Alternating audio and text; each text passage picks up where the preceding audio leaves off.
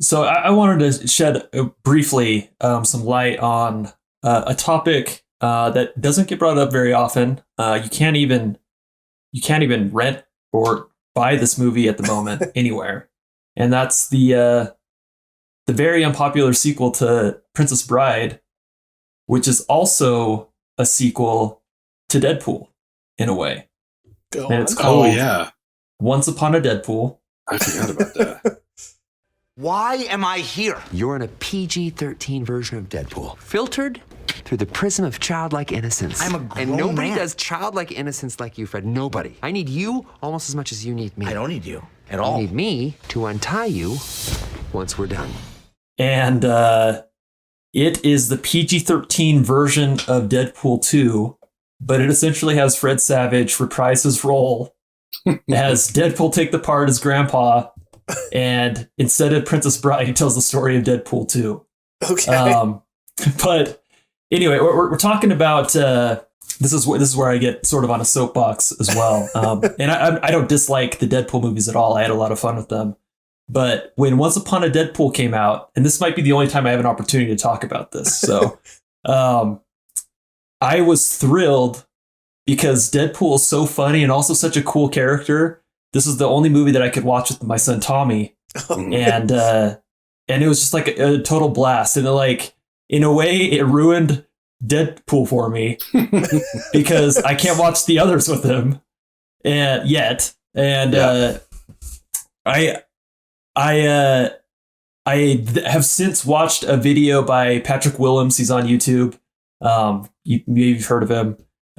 Patrick, if you listen to this, I haven't even us. heard of this movie, so I have nothing to contribute to this.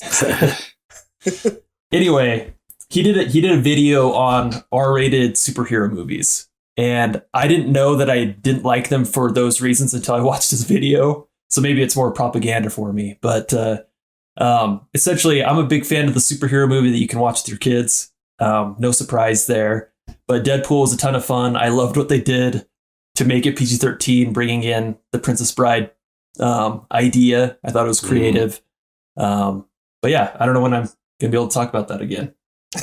Love it. And Anyway, you can't even talk to me about it right now because I'm like, I don't know any of this stuff. I mean, it is a funny idea for sure.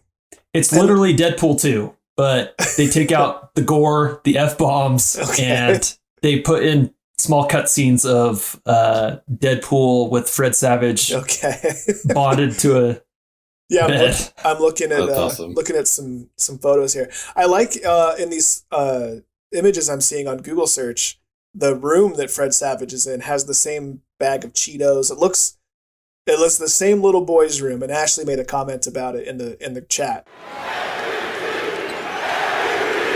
Now the MVP chant comes up. Very well done little boy's room in a movie, and it looks just like it. So they did a good job with the Deadpool. They did their homework. Yeah. Yeah.